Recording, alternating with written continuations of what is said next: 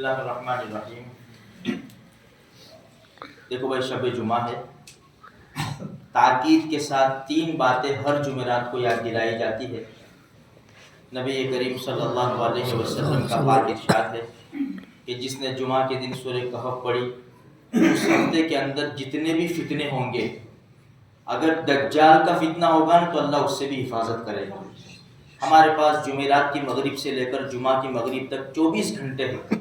24 گھنٹے میں میرے بھائیوں فکر کر کے، اپنی ذمہ داری سمجھ کے، 15ویں پارے میں سورہ کہف آدھے کے بعد سے شروع ہوتی ہے، 16ویں پارے میں تیسرے رکوع پہ ختم ہو جاتی ہے۔ 15 سے 20 منٹ کا بہت تو مسئلہ ہے، ہم ضرور اس کو کریں اپنی ذمہ داری سمجھ کے، اللہ فتنوں سے حفاظت کرے گا انشاءاللہ۔ دوسرے نمبر کے اوپر ہے سورہ دخان، 25ویں پارے میں ہے، صرف 3 رکوع ہے، 5 منٹ کا مسئلہ ہے۔ نبی کریم صلی اللہ علیہ وسلم کا پاک ارشاد ہے، جس نے جمعہ کے دن سورہ دخان پڑھی، اللہ اس کے لیے جنت میں محل بنائے گا۔ جنت میں محل بن جانا تو کتنی اچھی بات ہے، جہاں محل ہو وہاں تو ہمیں اجازت ہوگی نا جانے کی، اس لیے 5 منٹ میں ہر جمعہ کو ایک محل بنوا سکتے۔ اور تیسرے نمبر کے اوپر ہے درود شریف۔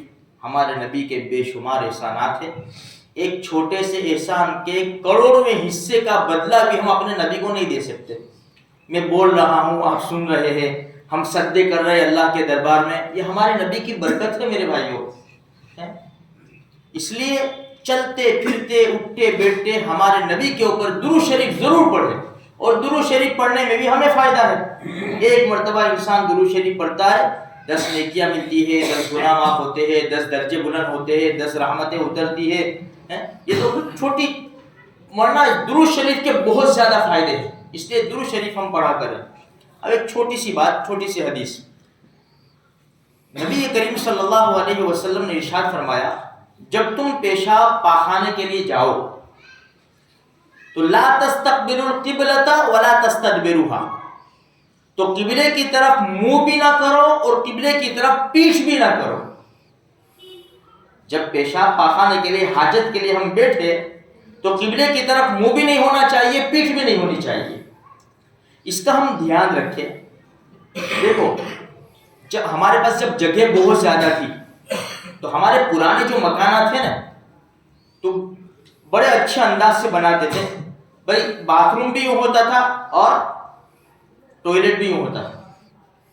لیکن اب تعداد بڑھ گئی، لوگوں کی جگہ کم ہونے لگی، تو اب اٹیچ وغیرہ بھی بناتے ہیں نا، تو اس میں تو ہم الحمدللہ مسلمان خیال تو رکھتے ہیں کہ بھائی قبلے کی طرف نہیں بناتے۔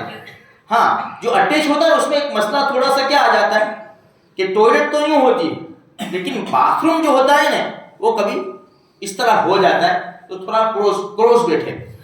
ہمیں خیال کیا کرنا ہے، اگر راستے پر ہم پیشاب کرنے بیٹھے ہیں یا ہوٹلوں میں ہیں، ایئرپورٹ پہ ہے، اسٹیشن کے اوپر ہے، باہر راستوں میں جو پیشاب کرنے کی جگہ ہے، کسی اور جگہ جہاں ہم کو پتہ ہی نہیں، ان لوگوں کو تھوڑی کہ وہ تو جہاں بھی جس طرح سیٹ ہوگا بنا ڈالیں گے۔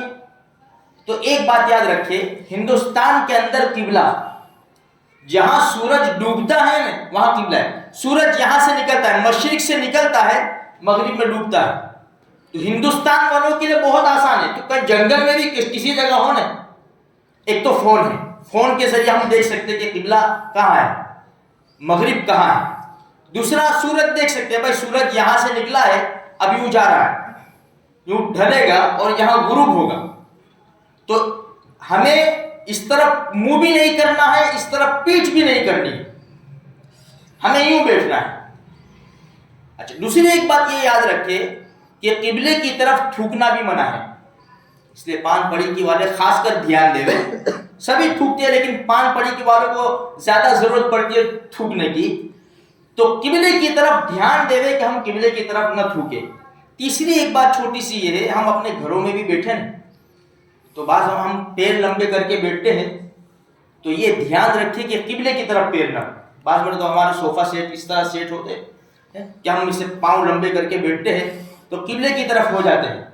تو ہم ان باتوں کا دھیان دیں، یہ ہمارا قبلہ ہے، مقدس جگہ ہے، اس کی تعظیم کی اللہ کے رسول صلی اللہ علیہ وسلم، اللہ نے بھی، اللہ کے رسول صلی اللہ علیہ وسلم نے بھی شریعت نے ہمیں تاکید کی ہے، حکم کیا ہے، ہمارے لیے تعظیم بہت زیادہ ضروری ہے.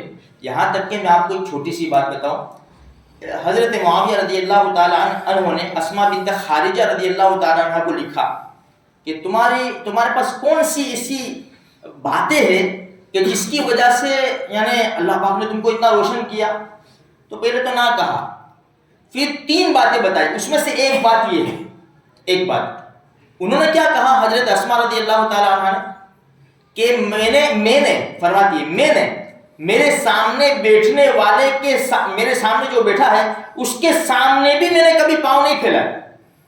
جیسے دوست وغیرہ سب بیٹھتے ہیں تو اس طرح پاؤں پھیلاتے ہیں، جیسے گھروں میں بیٹھتے ہیں، ماں باپ ہیں آج کے سارے کے سب اولاد، ورنہ آج کی اولاد کو تو اتنا زیادہ احترام نہیں ہے ماں باپ کا کہ بھائی ماں باپ اگر بولے بھی ہیں تو ہمارا کیا حال تھا کہ بھائی نیچے نگاہ کر لیتے تھے. ماں جتنا بولے، باپ جتنا بھی بولے نا، نیچے نگاہ سے انسان اونچا نہیں دیکھتا تھا. اور آج بعض اولاد کیا ہے، ماں بولے باپ بولے نا تو اس انداز سے دیکھتی ہے یعنی کھا جائے گا ابھی. یہ ماں کو اور باپ کو جنہوں نے پال پوس کے بڑا کیا ہے نا، اس انداز سے دیکھتا ہے نا، اوہو یعنی یہ اس کا باپ ہے. یہ حالت. تو انہوں نے کیا کہا، میرے سامنے جو بیٹھے ہیں نا، میں نے کبھی ان کے سامنے پاؤں نہیں پھیلا. میری ایک عادت یہ ہے، قبلے کی طرف تو بہت دور کی بات ہے. اس لیے تھوڑا سا خیال کریں گے میرے بھائیوں. یہ حقیقت میں چھوٹی چھوٹی باتیں ہیں، لیکن اللہ پاک تو بہانہ بھی جو ہے اللہ تو بہانہ تلاش کرتا ہے بھائی کوئی نہ کوئی بات اللہ کو پسند آ جائے اور ہماری مغفرت کا سامان ہو جائے. اللہ مجھے آپ کو سارے مسلمانوں کو توفیق دے.